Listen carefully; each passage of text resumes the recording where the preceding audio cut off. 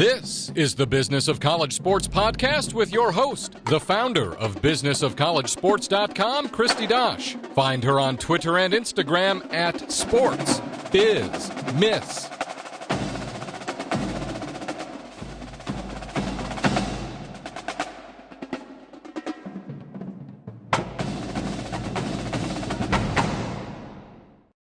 Welcome to the Business of College Sports podcast. I'm your host, Christy Dosh, the Sports Biz Miss, and today I get to bring on someone that I have been working with for more than a year now. His name is Thomas Jr., and he is the CEO and co-founder of Basepath, which is a fantastic software platform that allows student athletes and collectives and brands and even universities to collaborate on one platform when it comes to NIL deals. They help facilitate the transactions and the payments and ensuring that student athletes are doing the things they're supposed to do before they get their money released, and ensuring compliance paperwork ends up in the right hands, and that student athletes understand, how much they've made, that they need to file on their taxes at the end of the year, all of that kind of fun stuff. They are trying to make life easier for the universities, for the student athletes, for collectives, and for brands who use their software. And they have amassed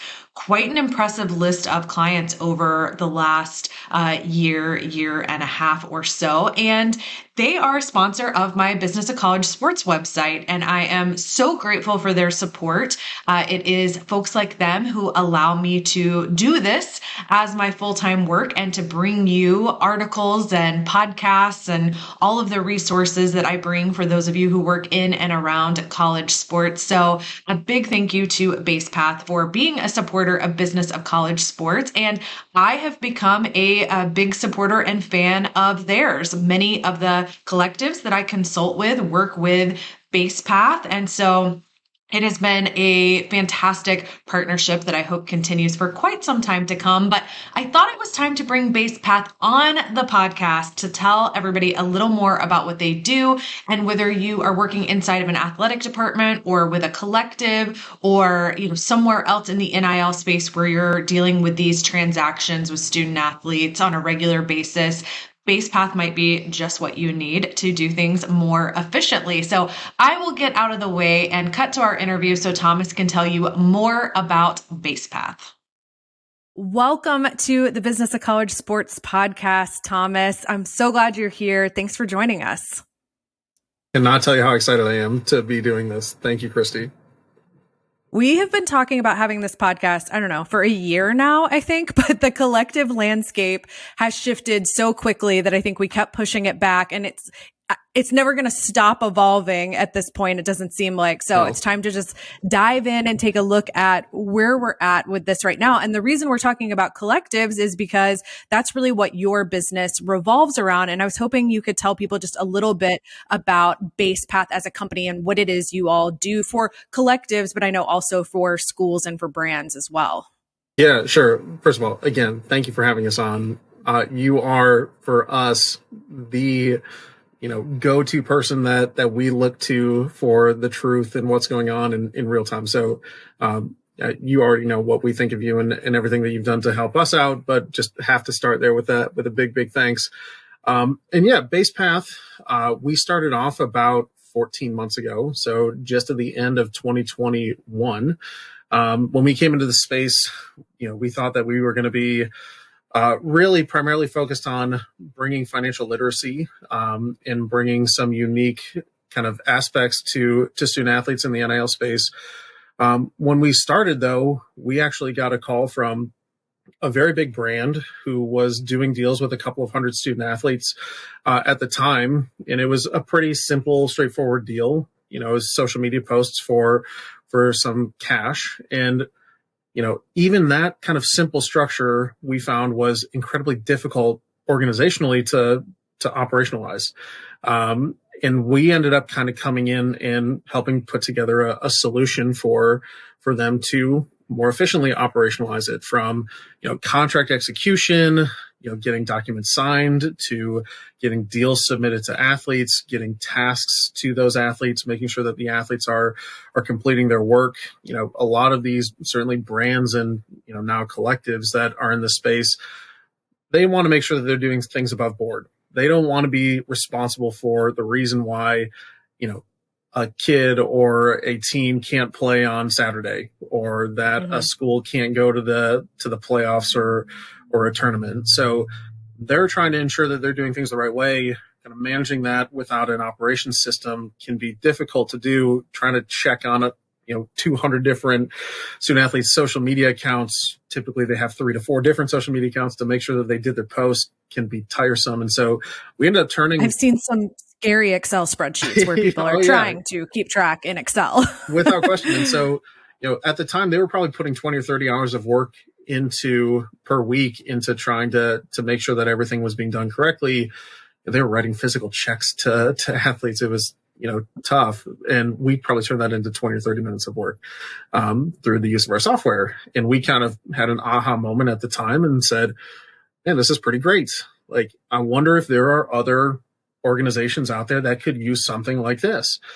And it was right at that time, we launched that in January of 22, right when the Gator Collective popped up. And then, another collective, and now you've got 30 collectives, now you got 50 collectives, now you got 100 collectives. And we saw collectives as being very, from an operational perspective, similar to, a big brand that was trying to manage deals. You've got hundreds of athletes, typically thousands of deals, tens of thousands of transactions that you need to track and monitor and make sure that are all above board from both a compliance perspective, but also, a tax perspective. Like, maybe the NCAA may forgive you, the IRS won't.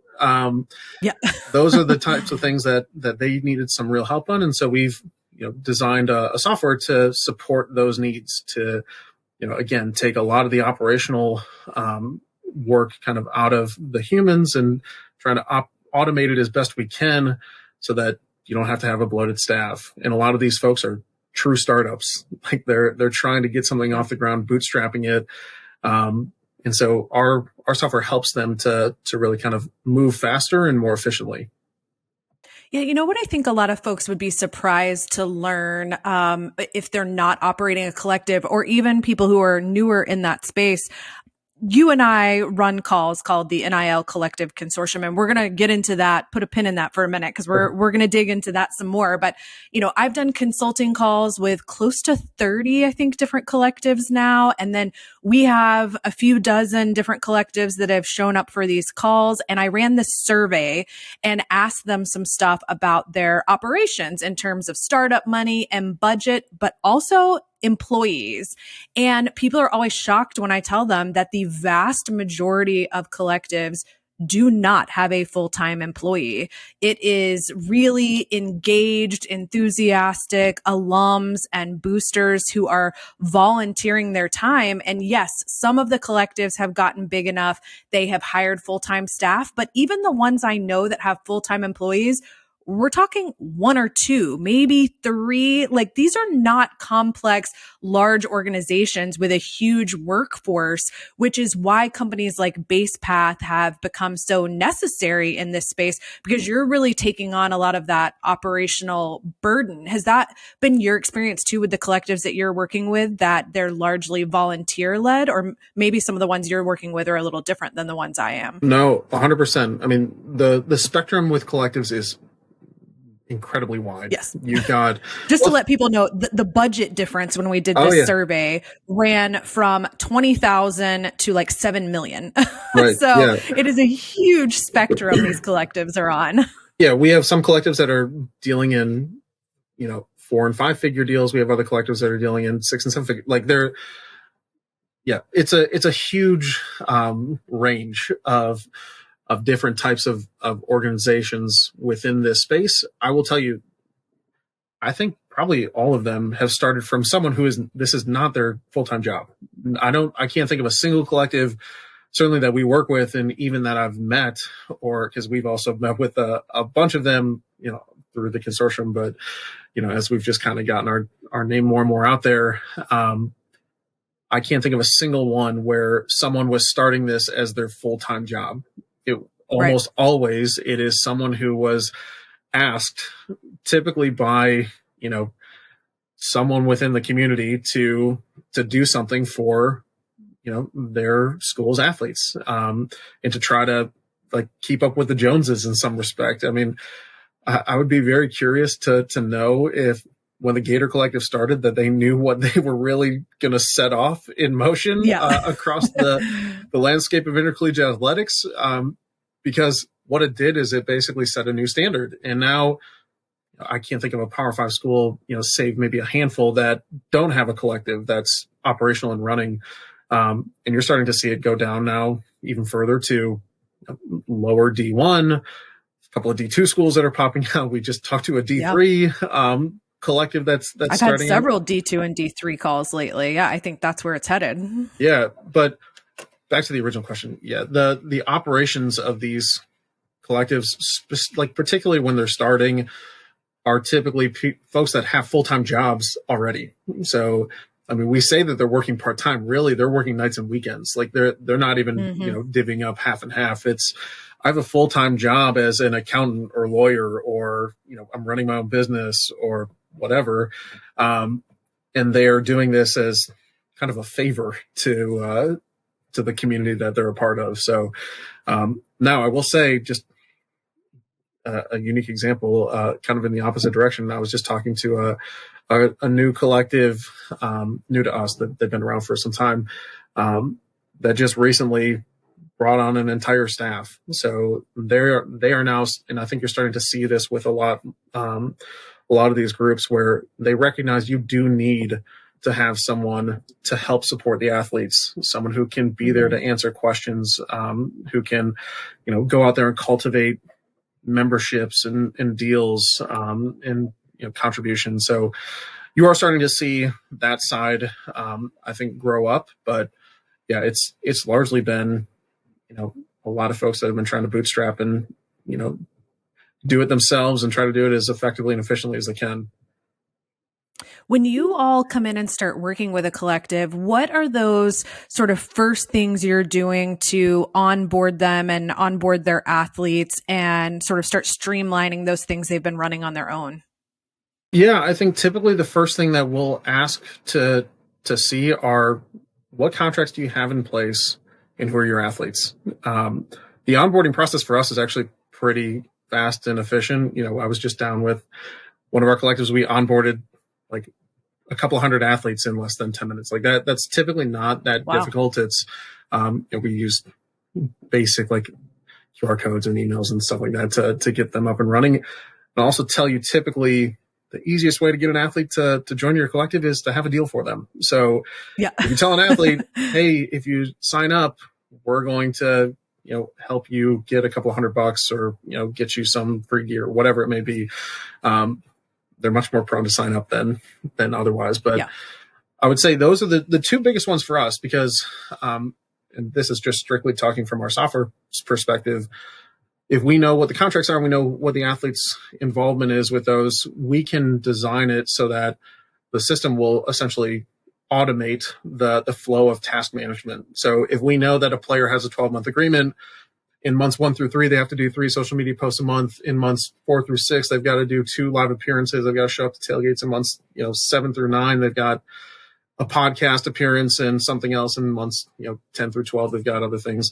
We can input that all into our system kind of pretty seamlessly so that as the athlete goes through the calendar year, every single month, their tasks are getting changed and updated. They get notified when those things are coming due so that they can get their work done in order to get paid. Our system is quid pro quo based. We want to make sure that, again, we're protecting both the athletes as well as the groups that we're working with. So we do ask the athlete to make sure that they get their work done before we just send them, the cash or the in-kind benefits. And our system can do that kind of automatically in real time. And we send notifications and all that fun stuff to make sure that they're, getting their work done and, have everything that they need to complete it appropriately. But, those are the things when we're starting, we're typically trying to do. We also help on the contract execution side with, different integrations to make sure that the athletes can, have the appropriate type of supports, whether that's an agent, whether that's, a lot of schools have free legal services that they provide to athletes. We certainly encourage every one of them to understand what they're signing as they're getting into it. We try to avoid I can't think of a single collective that we have that uses exclusive deals. We try to keep them as broad as possible for the benefit of the athlete. But those are the types of things. And when we're coming on to I say a campus, but really to a collectives community, we want to just make sure that we're doing everything right by the athlete and the organization as best we can. And then you're also helping with, as far as compliance goes too, right? Like I know every school is different in terms of how they want that compliance documentation coming in and what other, services the university itself might be using for compliance, but that's part of what you all do for collectives too, right? Yeah. So we are, at its core, like we are a data repository for everything that's going on within the collective at any given point in time, both in terms of what the deals are, the deal values, the timing, the athletes involved, but also we house the task completion data. So, we can at any given point in time share that data with a compliance office, however they see fit. So yeah, I probably should have mentioned this during the last question, but yeah, one of the first things that we do when we sign on with a collective is we ask to, first of all, do you have a relationship with the institution? If so, is there someone over there that we can speak to so that we make sure that we get all the data to them that they need? So, we typically try to have a conversation with someone in the compliance office earlier on in the process so that we understand what their requirements are. And we can do, data exports for them as they see fit. If they want their own dashboard, we can provide that too. Typically a school already has a solution, whether it's Open Doors or Influencer or, Alliance or ARMS, where they have different compliance reporting mechanisms. We can slice and dice the data as they need it so that it can be entered into whatever system that they're using, unless you want to use us. Yeah. Well, and so on the flip side of that, you all have now started signing university partners as well. What does that side of your business look like? What are you doing for athletic department partners? Yeah, so I guess that was the tongue-in-cheek way of saying there are universities that are now using us for that. So, the University of Minnesota, we recently signed on, which we're super excited about. But that really kind of came from the collective and then back to the university. And I don't want to speculate. I would imagine, though, from their side, when you're thinking about, creating continuity for your athletes across NIL, if your collective is, using a software that is working for their athletes, it could make sense to have them use that for other things. That said, we certainly are on campuses where there are multiple different apps. I think, thankfully, student athletes are of an age where they're capable of jumping in between different applications in a much faster time and pace than certainly I'm capable. But I think for the university partners, we're providing that. We provide some educational materials. We're moving more into the financial literacy side, so helping them understand, when you think about a student athlete, the financial picture here is actually pretty complicated. It's not just NIL. To be clear, I mean, there's a whole lot of different variables that go into, what it means to be a student athlete, whether it's financial aid, Alston payments, Pell grants. Maybe you have an internship, maybe you've got a job, maybe you're, doing stuff kind of outside of even the realms of what you would consider kind of standard financing. And so helping them to understand the complexities that exist within that space, is something that we're trying to lean harder into. And I think we've provided some unique value to our university partners in that sense. So you've been doing this for about 14 months now, and really we've been talking about what you're doing, and I've been sort of looped into what Basepath's doing for a year now. It feels like a very long year because a lot has happened in NIL and collectives in that time. But can you kind of think back over the last year, like were there any big changes or shifts in terms of how collectives are operating or growing that have forced you all to sort of adapt your business for their needs as well? Yeah, sure. That's a great question. Because certainly there are. I know it happens so fast that then when you look back, you're like, you realize how far you've come, but it all happened so fast that it's hard sometimes to pinpoint like where those pivot points were. And I don't know that I've actually been able to stay above water for long enough to really even understand what's happened. or to look back with like a real clarity of how we got here. Yeah, I would say there are a couple of big ones though that shaped the way that we've tried to approach the group. One of the big ones was the NCAA's clarification on their guidance was huge. That kind of really gave collectives a ton more confidence. I think that up until there were then, media members that were saying like collectives are going to go away. This isn't going to exist. I mean, I had people asking me like, what are you going to do when that's not part of your work anymore and you're not consulting with collectives and you're not running your collective membership? Like, how are you going to shift? And I kept saying, I don't think they're going away. Right. And I think that NCAA guidance really made it clear that they're not going away because there's so many things that the athletic department itself cannot do for student athletes, but that collectives can do on their behalf. And I'm talking about like good, beneficial things, not like under the table trying to skirt around the rules things, but like things that services collectives can provide that now athletic departments will have a harder time providing because the NCAA has essentially said, well, if you do it for athletes, you have to do it for everyone. And so I think we're starting to actually see a lot of things shift toward the collectives. And that's something a year ago, a lot of people would have said was going to be the exact opposite of what was going to happen because they were afraid collectives were just going to get wiped off the map. And thankfully for me and you, that hasn't happened. Yeah, no, someone was looking out for us up in Indianapolis. But yeah, it's funny. I got a call like the day that clarification came down. It was from a Power 5 AD, and he just said, dude, I don't know who you thanked, or like what you did, but I mean, it is a great day to be in the collectives business. And it has been. And I would say that's been a big one for us. I would say the other one that we have just kind of learned as we've gotten further and further into it is our software when we started was primarily everything that I explained is kind of money out. So it's helping get contracts facilitated, tasks completed and monitored, compliance disclosures made so that we can pay an athlete. At the end of the day, that's the terminal point is a payment is made. I could argue that the terminal point is actually submitting the 1099 and paying the taxes at the end of it too, which we do, by the way. But really, for the intention of this conversation, it's to get the money out to an athlete. A lot of these collectives that started up were typically started by a handful of men and women that wanted to, collect their money together, like be a real collective in the sense of the word, to provide opportunities to student athletes. And I think what they realized pretty early on is this is not terribly sustainable.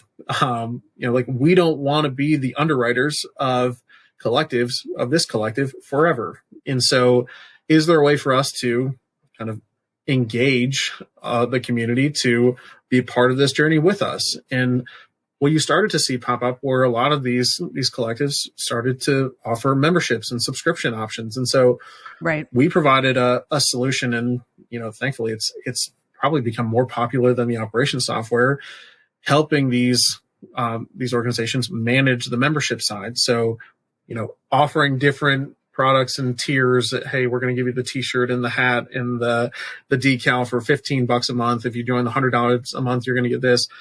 We have some collectives for $10,000 a month. Marshawn Lynch will drive you in his golf cart to the game. If you didn't know, that's the Cal Collective. Unique experiences. The more you give, like, hey, you get dinner with a coach, or come and join with, sit with a couple of big time alumni, and they'll take you up to their suite.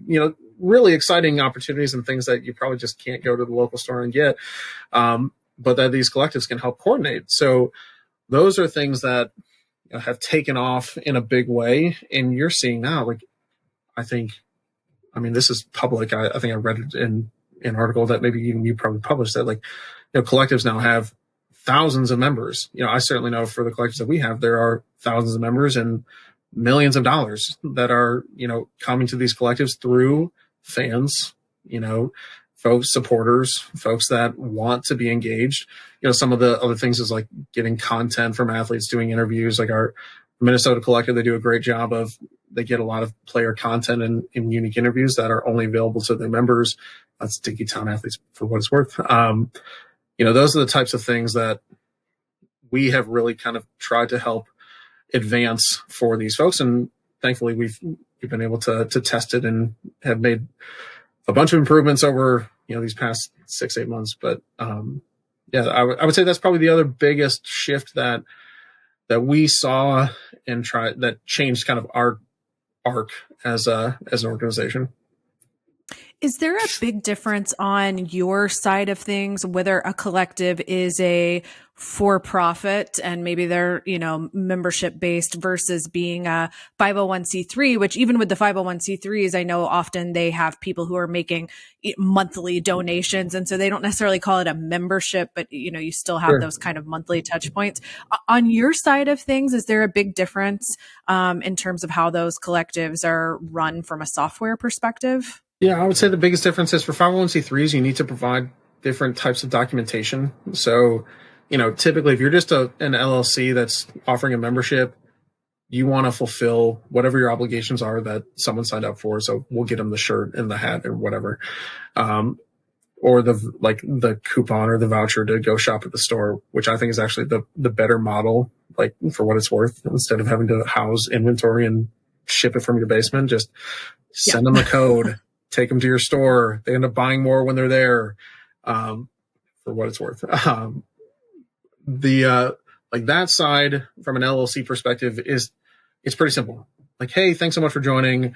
We automate kind of ongoing communications with them just to make sure that, hey, we're going to charge your card again this month. Hey, we're going to, we're still super thankful. Hey, we've got these new unique events coming. Just donor management 101, or I should say engagement 101, just making sure that the people are feeling like they're getting something for, the investment that they're making in the organization that they're supporting. For 501c3s, there's more to it. You have to make specific calculations as it relates to, hey, I gave $10,000, but I'm going to receive for that $1,000 in benefits. Well, you can't write off $10,000 then because you've actually received something for it. So our system does process the netting effect, and then it also will allow for the certain documentation that needs to be provided to those donors so that they can make the appropriate tax write-offs and have the things that they need in order to take care of their stuff at the end of the year. So I would say from a membership, a member donor perspective, those are the two primary differences. Is just in how you calculate the benefit and also how you communicate with them after the fact. But beyond that, it's pretty similar. Someone's going to link a bank account and ACH funds, or they're going to take out their credit card and, or write a check or something. Yeah. As we've been hosting these collective consortium calls, and then as I've been doing consulting calls, I feel like in the last 6 months, probably since the end of last summer, there's been a real shift towards most of the collectives I consult with, or even get press releases about, to write about as a journalist, are 501c3. I still remember being pitched the first one, which was Horns with Heart. Nice. That got pitched to me by DM on Twitter, and that was fall of 2021. And I remember writing the guy back and being like, run that by me one more time. Yeah. You want to do what? And I remember thinking, this is so scammy. Of course I'm going to write about it because people are going to lose their minds when I put this on Twitter. And that is what happened. People lost their minds. They thought it was scammy. I retract that now. I don't think it's scammy anymore. I get it now. It's been a very effective model for a lot of collectives. But, in the beginning, I felt like most of the collectives that were being set up were for profit. They were membership based. There were membership tiers for most of them where you got different things at different levels. But, they tried to keep it affordable for the everyday fan. I know Gator Collective started at $9.99 a month, I think. And I haven't looked recently to see what they are now. But, a lot of collectives had that model where there was a very low entry point where every fan could feel like they were part of it. And then we started to see this shift towards the 501c3 model, and some of the 501c3s in the beginning, at least, were very focused on just a small pool of donors who were big money donors. Sure. And now I think that has shifted to where the 501c3s are really open to everybody, and they set up these sort of membership tiers, much like the for-profit membership based ones did. But most of the ones I see coming online either are 501c3s or they're coming online with both Right. under one umbrella. They've got a for-profit arm and a nonprofit arm. Is that what you're seeing on your side the last 6 months or so also? Yeah, I would say that is very much the trend that we're noticing. I would say we're probably noticing the trend more of the latter of folks coming with both at the same time, or they are, and this probably fits in the first category anyways, but they had an LLC and now they're attaching a 501c3 basically adjacent to it. Yep. So I think you're seeing a lot more of those, like a lot of the 501c3s that you're talking about, they're coming as a partner to an existing LLC collective. Like that happened at, Louisville's Collective 502 Circle, Pack of Wolves at NC State has a 501c3 component now. There's dozens of others that you're starting to see that model. I do, yeah. As far as the scammy side of it, it's going to be super interesting to see what happens this year because we haven't gone through a real tax cycle yet to know what will be and what won't be acceptable to the IRS from a 501c3 perspective. I've heard others that have set themselves up as a 501c7, a 501c6 to try to avoid what some attorneys have recommended to us could be the pitfalls of 501c3. And by the way, I don't have a dog in the fight. Like, we support collectives regardless of their organizational structure. But I think that is going to be something that will be very interesting to watch. In the same way that we were waiting to hear what the NCAA would say about collectives in 2022, I think we're going to be waiting to hear what the IRS has to say about 501c3 collectives in 2023. That stuff will be public, by the way. A lot of 501c3 disclosures are public, so you can go and look them up. You can go into the IRS database and see what they have to say. It's going to be very interesting, and one that certainly a lot of the folks that we work with have a vested interest in understanding and knowing. And there's still a ton of speculation, and a lot of attorneys that we've spoken to have vastly different opinions on what's right and what's not. Ultimately, we'll come down to the IRS to tell us what is and what isn't. But yeah, I think that's going to be a very important one to track as we head into this year. Well, and I will give a shameless plug. I don't make you guys listen to ads during this podcast, so you're going to have to hear my shameless plug, which is for, our Collectives Consortium calls, which I want to talk about in just a second. We've had a 501c3 accountant come in and talk from an accounting and an IRS perspective, what she thinks collectives need to be careful about. She came and talked to our collectives. They got to ask her questions. And then this month, our speaker is a 501c3 attorney who's going to come talk about the legal side of things. Those calls are only open to collectives because collectives ask questions that they maybe wouldn't want to ask publicly. We do verify everybody that gets an invite to those, and you have to be a founder or an employee of a collective to come to those. However, because I book those speakers and I get all that material together, I generally release some version of that does not have the specific questions or specific names of people that were in the call to my NIL Collectives Insider membership. We do have members there who are agents and attorneys and all sorts of other interested parties in the collective space. And so if we have somebody as an expert guest in the consortium calls, then usually some piece of their material ends up in my membership as well. So I'll link in the show notes my membership that's open to everybody. And then also I'll link the form to fill out if you are a founder or an employee of a collective and you want to be on our next call. I will put the link for that in the show notes so that you can sign up to get the emails for our next call. Shameless plug over, but except that now I want to talk about the Collective Consortium calls because you brought this idea to me, like, what if we had a call that we invited collectives to where they could share best practices and talk to each other and ask questions? And sometimes you or I get to chime in as an expert on whatever it is, but often they're just helping each other. And it has been so cool because I think the first call we maybe had like 10 different collectives on. I think now we've had as many as 30 different collectives on at a time. Like it continues to grow because they don't necessarily know each other and everyone's new to this. And so it like warms my heart every time we get on one of these calls, because you'll have people from schools that are rivals on the football field or the basketball court, and they're on there giving each other advice about their collective. And so when I hear in the media or from fans about how bad collectives are and all the dirty stuff they think they're doing under the table and like how they're ruining things, where like I can't wrap my head around that most of the time. I mean, I know some of that is going on, but it's not the guys that get on our calls, because the guys that get on our calls are like so generous about sharing information and strategies and tactics, and call this lawyer, call this accountant, call this insurance guy. Like, it makes me so happy every time I get on one of those calls, because it's so neat and interesting to see the community sort of coming together. Because at the end of the day, all the people who come on those calls, they want to help student athletes navigate this, benefit from it. So much of the talk is around helping them with stuff after graduation and with their future careers. And unfortunately, you know, that's the piece that no one gets to hear but me and you, because we're on there hosting these calls. But I have so enjoyed being part of it. And I learned so much because I get to hear all these collectives talk about what they're doing. And I'm not there as a journalist. I always tell them it's off the record and that I'll never report on anything that I hear there.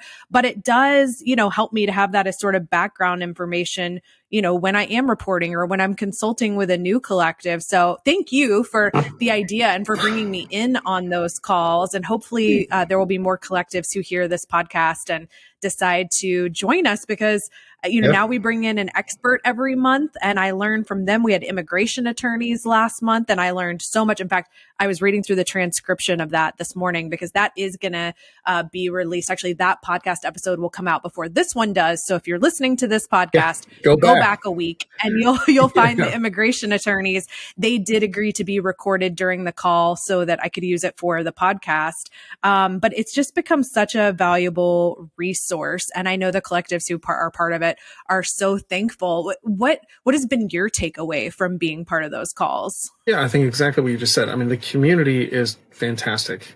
That is something that regardless of what you think about collectives or NIL organizations, whatever you want to call them or what they want to call themselves, it is full of incredibly genuine people that do really care. Sure, there are some bad actors. They're not a part of those calls. Like I've met a couple of them, but we don't work with them, and they certainly aren't a part of that community.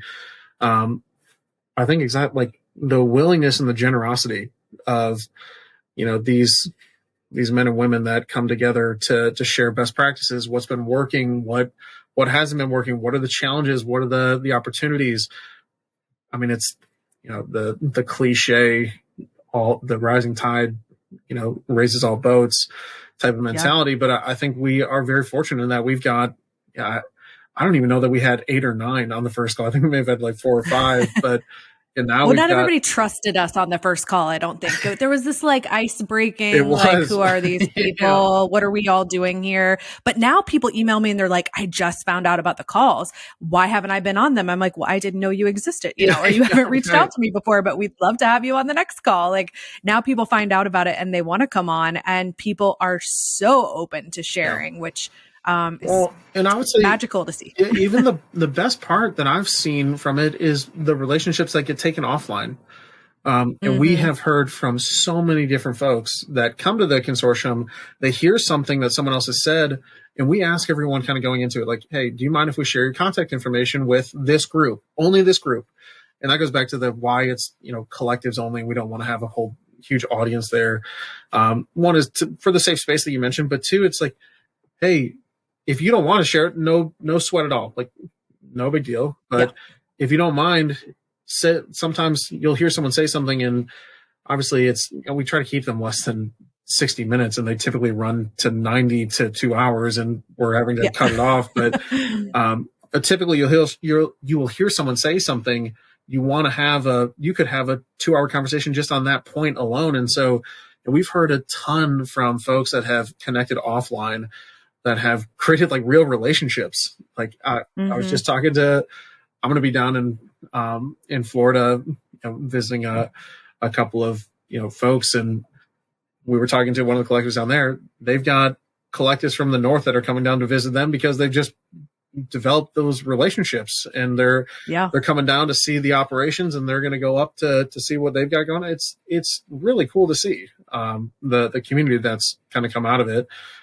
Yeah, I mean, selfishly for us, I think it's a great way for our company to understand what the needs are within the industry. So we get to hear all the time the worst parts of being a collective, and thankfully, we can hopefully provide solutions that make it easier to optimize what they're doing.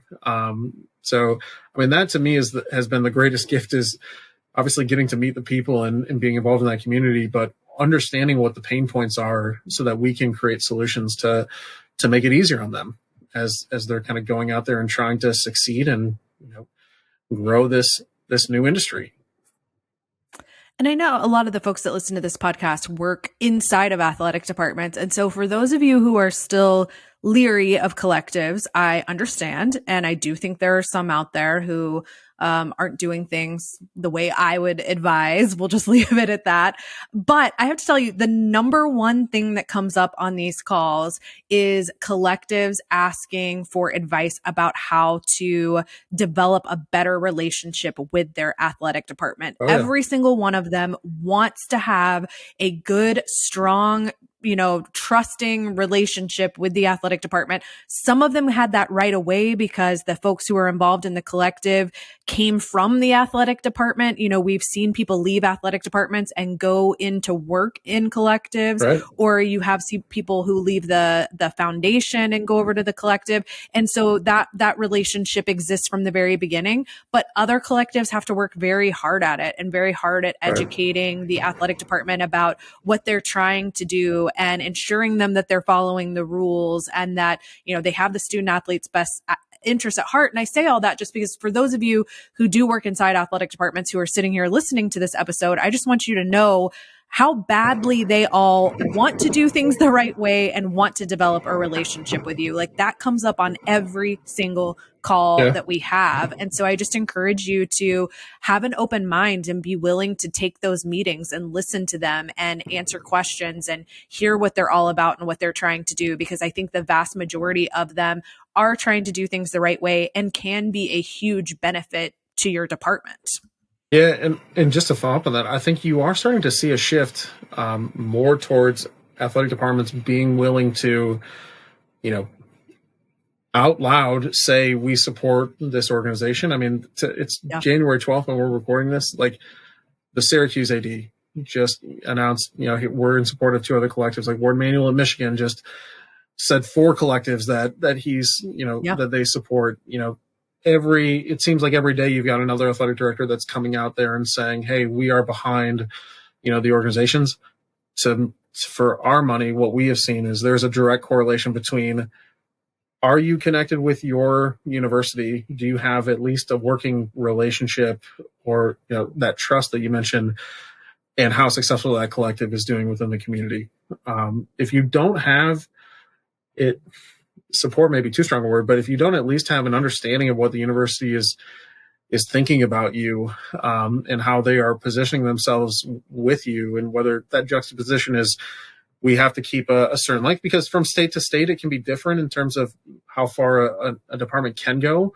But those are the types of things that, for me, like it's one of the first questions we ask when we meet a collective is, what is the relationship like with the institution? Because it just becomes vitally important as you get further and further into this, because you're dealing with their athletes with, a lot of the times you're going to be at their events. And so we are starting to see more and more of that kind of working relationship. So far as now, you've got a lot of collectives that are licensing the brands and the marks, and whether not that's facilitated through Learfield or through, the royalty department directly or the business office. Those are the types of things that are happening, which is super encouraging to see. Last shameless plug is that I said our next expert in the group is a 501c3 attorney. Our next one we have lined up after that, group licensing. So Yeah, love if it. you're a collective listening to this and you want in on those calls, those are hot topics with our group that we've got coming up. I'll put the link to sign up for those in the show notes. I'll put the link for my collective membership as well. And then Thomas, where can they find more about Basepath? And I'll make sure we get those links in as well. Sure. Well, feel free to email me directly. It's Thomas, Thomas, at basepath.co.co. Or you can visit our site there at basepath.co. Or you can click on the lovely banner on Christy's collective tracker. Yes. That sends them to where they need to go. But yeah, no, really appreciate the opportunity to talk about this, because we're super passionate about it and have really enjoyed getting to be involved in the space. And I mean, if there is anything that has been more exciting than getting to know you, Christy, I don't know what it is. That's been by far the best part of all of it. Well, I love getting to talk to so many collectives and work with them. And I'm so glad that we've gotten to do a lot of this together. Thank you so much for coming on the show. I will make sure we get all your information down in the show notes for everyone. Appreciate you being part of the episode. Thank you so much, Christy. Appreciate it.